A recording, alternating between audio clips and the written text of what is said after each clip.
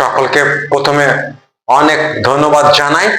আজকে যে ক্লাস, নতুন ক্লাস, অঙ্কের ক্লাস, আজকের এই ক্লাসে আলোচনা করব সাধারণ সমীকরণ এবং সেই সমীকরণের সমাধান। সাধারণ সমীকরণ বলতে একঘাত বিশিষ্ট সমীকরণের সমাধান কি করে করা যায়, আমরা সেই বিষয়ে আজকের এই ক্লাসে জানবো। তোমরা ভিডিওটা স্কিপ করবে না, কারণ স্কিপ করলে তোমরা ভালো করে বুঝতে পারবে না। আর যারা আমার এই চ্যানেলে নতুন, তোমরা অবশ্যই সাবস্ক্রাইব করবে, এবং যারা আমার এই চ্যানেলে অলরেডি সাবস্ক্রাইব করেছো তাদেরকে অসংখ্য অসংখ্য ধন্যবাদ।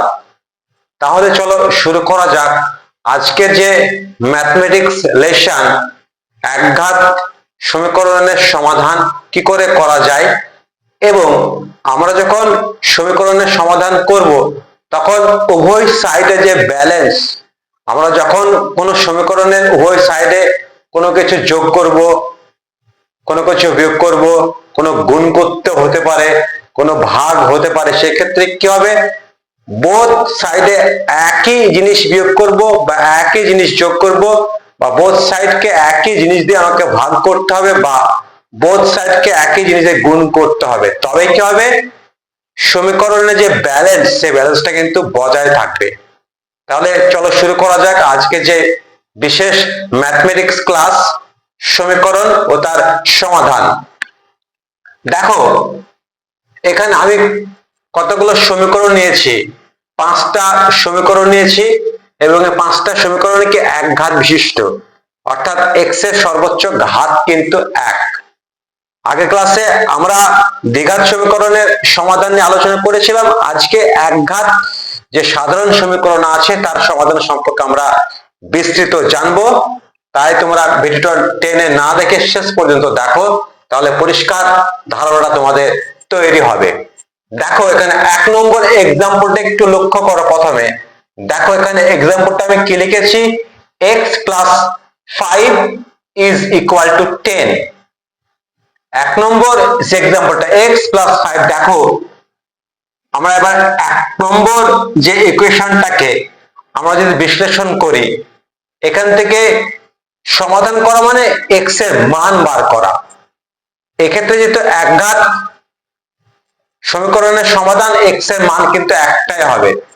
চলো, সমীকরণটা ছিল কি x plus 5 is equal to 10। ভালো করে ফলো করো, x plus 5 is equal to 10, এটা কিন্তু দেওয়া আছে, তাই না? আমাকে কি করতে হবে, এই যে x, এটা হচ্ছে আননোন ভ্যালু, এই আননোন ভ্যালু আমার মান বার করতে হবে। কি করে, এই যে নোন ভ্যালু, এই নোন ভ্যালু থেকে আননোন যে ভ্যালু x এর মানটা আমাকে বার করতে হবে। চলো, আর কি মাথায় রাখতে হবে, যখনই আমরা সমীকরণের সমাধান করব, সমীকরণের সমস্ত পদগুলোকে আমরা কোন দিকে নিয়ে আসবো, বাম দিকে নিয়ে আসবো, তাই না? এই কথাটা কিন্তু বুঝতে হবে প্রথমে। আর একটা কথা কি বুঝতে হবে, দেখো আমি যখন আমরা বলছি বা লিখছি x plus 5 is equal to 10, আমরা এটাকে এরকম করেও বলতে পারি যে 10 is equal to x plus 5, ব্যাপারটা কিন্তু একই। x plus 5 is equal to 10 R 10 is equal to x plus 5, এই জিনিসটা কিন্তু একই, তাই না? চলো, x plus 5 is equal to 10 সমাধান করি। আমরা কি বলেছিলাম, যখন আমরা সমাধান করব অর, এই যে অর কথাটা বা কথাটা লিখবো। দেখো এখানে x plus 5 সমান 10 আছে। একটা কথা বলেছি যে বীজগণিতের যে 4টে নিয়ম আছে, যোগ বিয়োগ গুণ ভাগ, আমরা যখনই সমীকরণের সমাধান করব, এই যে 4টে নিয়ম, যোগ বিয়োগ গুণ ভাগ, এই 4টে নিয়ম কিন্তু সব সময় প্রয়োজন পড়বে। এক্ষেত্রে আমরা কি করব, দেখো x plus 5 সমান 10, এই সমীকরণের আমরা উভয় পক্ষে কিছু যোগ করব, এডিশন করব। সেটা কি, দেখো এখানে আমি কি করলাম, ছিল এখানে প্লাস 5 সমান, কি বলেছি যে কোন সমীকরণের ব্যালেন্সটা ঠিক রাখার জন্য একই জিনিস দিয়ে যদি একদিকে শুধু যোগ করলে হবে না, বোথ সাইডে একই জিনিস দিয়ে যোগ করতে হবে, অথবা বোথ সাইডে একই জিনিসে বিয়োগ করতে হবে, বা বোথ সাইডে একই জিনিসকে দিয়ে ভাগ অথবা গুণ করতে হবে, তবেই সমীকরণের ব্যালেন্সটা থাকবে, তাই না? এখানে দেখো আমি বোথ সাইডে +5 করছি, এখানে +5, এখানে লিখো +5। তাহলে দেখো আমি +5 যদি করি তাহলে কিন্তু এই যে +5 আর +5টা কিন্তু ক্যান্সেল আউট হচ্ছে না। তাহলে কি করব এক্ষেত্রে? একটু মনে রাখতে হবে, +5 কি তুমি নিতে পারবো না, তাহলে কি করব এখানে -5 নেব, তাই না? তাহলে এখানেও -5, এখানেও মাইনাস, উভয় দিকে আমরা কি নিচ্ছি? উভয় দিকে আমরা নেব -5। আমরা +5 না এনে আমরা কি নেব? -5, উভয় দিকে নিয়ে নেব আমরা -5। নাও -5 -5। এবার দেখো এখানে +5 -5 তাহলে কি হয়? ক্যান্সেল আউট হয়ে যায়। তাহলে এখানে কি থাকছে? অতএব x থাকলো, x ইজ ইকুয়াল টু, এখানে দেখো 10 থেকে 5 বাদ হয়ে যাবে, -5 আসলে কত হবে? 5। তাহলে x এর মান দেখো পেয়ে গেলাম কত? 5। তাহলে এখানে দেখো আমরা উভয় সাইডে কি করছি? -5 যোগ করছি, তাই না? আমাদেরকে এই কথাটা মনে রাখতে হবে, এটা যদি সাইড 1 হয়, সাইড 1, আর এটা যদি সাইড 2 হয়, তাহলে আমরা সাইড 1 এ যে রাশি যোগ করব ঠিক সেই রাশি কিন্তু সাইড 2 তে যোগ করব। আমরা যে রাশি সাইড 2 তে বিয়োগ করব বা সাইড 1 এ বিয়োগ করব, সে একই রাশি কিন্তু আমরা সাইড 2 তেও বিয়োগ করব, এই কথাটা মনে রাখতে হবে। এবার দেখো নাম্বার 2 এক্সাম্পলটা দেখো, x - 7 ইজ ইকুয়াল টু 12। 2 নম্বরটা দেখো দেওয়া আছে কি x - 7 is equal to 12। x - 7 is equal to 12। আমরা কি আননোন ভ্যালুর মান বার করব সমীকরণের, যেটা মূল প্রতিপাদ্য বিষয়। যখন আমরা সমীকরণের সমাধান করা, এর অর্থটা কি? আননোন ভ্যালুর মান বার করা। এখানে x এর মান বার করব, এখানে কি আছে? x - 7 is equal to 12। দেখো আর এখানে কি আছে? দেখো -7 আছে, তাহলে আমাকে উভয় -7 কে যদি আমি এদিকে ক্যান্সেল আউট করতে চাই, আর কি করতে? ওই সাইডকে আমাকে +7 দিয়ে যোগ করতে হবে, কারণ এখানে +7 ইকুয়েশন, তাহলে এখানে কি করব? এখানেও +7, তাই না? একটু আগে বললাম যে একটা ইকুয়েশন মানে একটা ব্যালেন্স, একটা তুলা দণ্ড। একদিকে 1 কেজি যোগ করলে অপর দিকেও 1 কেজি রাখতে হবে, তবে কিন্তু যে ব্যালেন্সটা থাকে, দাঁড়িপাল্লার ব্যালেন্স, সেই ব্যালেন্সটা কিন্তু ঠিক থাকে। একটা সমীকরণ ঠিক সেরকম ব্যালেন্স রাখতে হবে, তাই না? এবার দেখো -7 +7 অটোমেটিক্যালি ক্যান্সেল আউট হয়ে যাচ্ছে, তাহলে কি এখানে কি থাকছে? x। x is equal to, এখানে 12 আর +7 কত হবে? 19। x সমান 19। তাহলে এখানে আমি কি করলাম? বোথ সাইডে +7 যোগ করে আমরা কি x সমান 19 এই মানটা কিন্তু আমরা পেয়ে গেলাম, তাই না? এবার দেখো নাম্বার 3 টা একটু দেখো, এখানে দেখো এবার কি আছে? 5 is equal to x plus 2।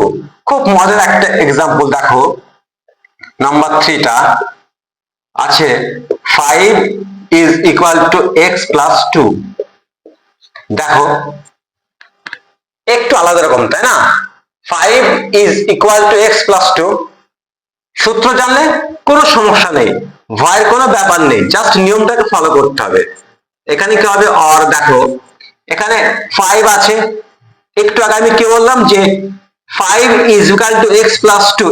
আমরা এই কথাটাকে এরকম করে বলতে পারি, x plus 2 is equal to 5, তাই না? আমরা এভাবে সাজিয়ে করতে পারি। থাক, যেরকম আছে এরকম করে আমরা আনসারটা করে দেখি না কেমন হয়।